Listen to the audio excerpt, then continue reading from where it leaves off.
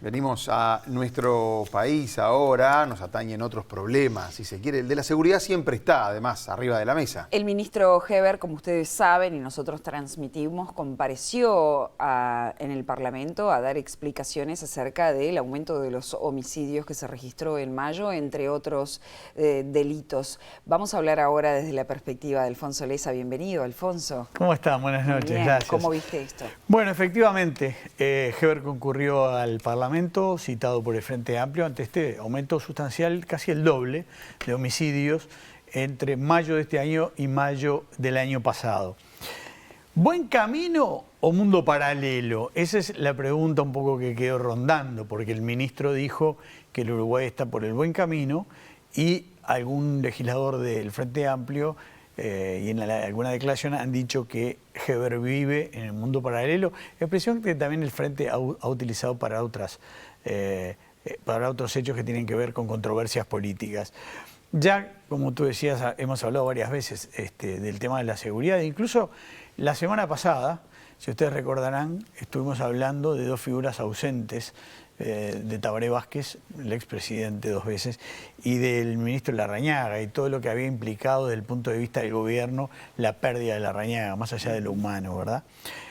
O sea, eran dos ausencias muy sentidas. Pero los hechos, lo que tú señalabas, lo que ustedes señalaban, la comparecencia del ministro, nos obliga por lo menos a analizar rápidamente este tema. Y uno de los elementos muy claros que quedó en esta comparecencia es que las dos partes, el oficialismo y la oposición, ven la cuestión desde posturas absolutamente antagónicas.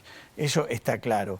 Y que además, de algún modo, la seguridad pública o la inseguridad, según como se mire, se ha transformado en uno de los terrenos de batalla entre el oficialismo y la oposición. De alguna manera, el Frente había empezado a hacer caudal de eso hasta que en los primeros tiempos las encuestas empezaron a dar que la gente muy mayoritariamente estaba apoyando la política de seguridad y veía cambios.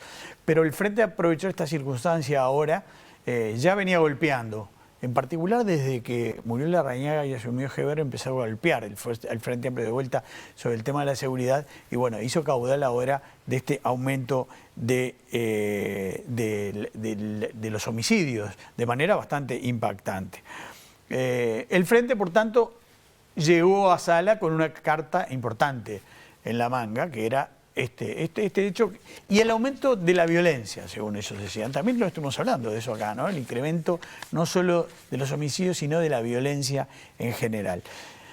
El oficialismo, en tanto, llevaba otras cartas, que era la baja en los demás delitos, que se mantenía, y el hecho de que la violencia, según dijeron, no surgió de un día para el otro, no surgió al día siguiente de las elecciones.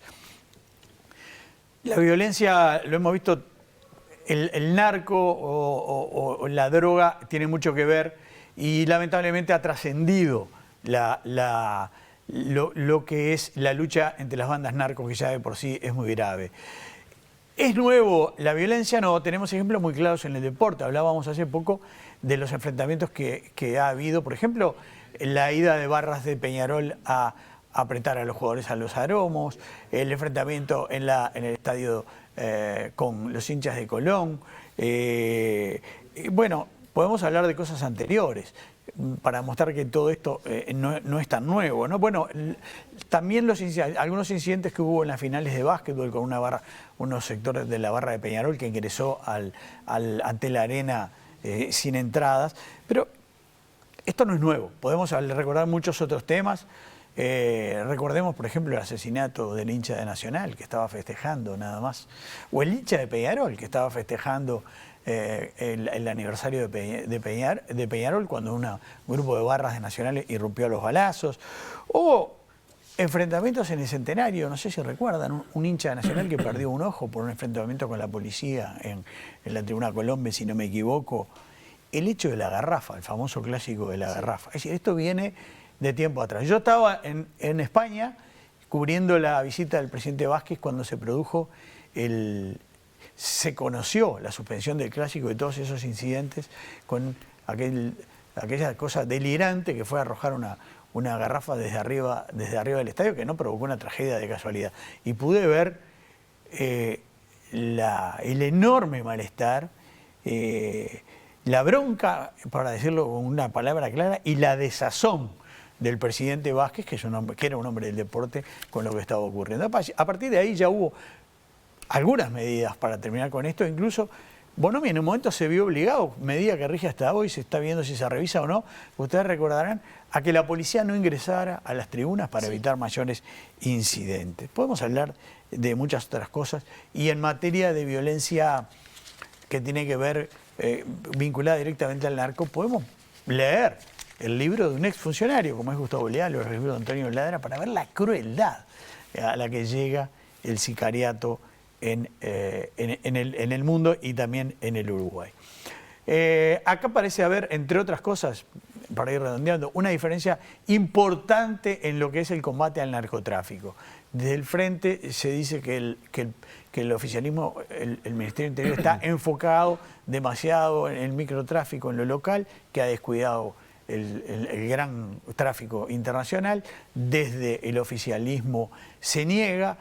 Allí surge, entre otras, las diferencias de si estamos o no ante una vida, ante un mundo paralelo, o estamos en el buen camino. Pero yo digo que este tema de microtráfico, del narcotráfico, no será una de las tantas falsas oposiciones que nos planteamos los uruguayos, y que en realidad las dos cosas son lo relevante. Yo digo una última reflexión que tiene que ver con los llamados a salas y las interpelaciones. Yo creo que hay que tener mucho cuidado de todos los sectores. En el régimen, cuando la oposición estaba en el gobierno, era lo mismo, ¿no? Hay como un desgaste del llamado a sala, de la interpelación. Un instrumento legítimo, válido y necesario. El tema es que quizás esta interpelación, yo no sé si generó el interés que se esperaba. Yo recuerdo las barras llenas en otras ocasiones durante 10, 12 horas.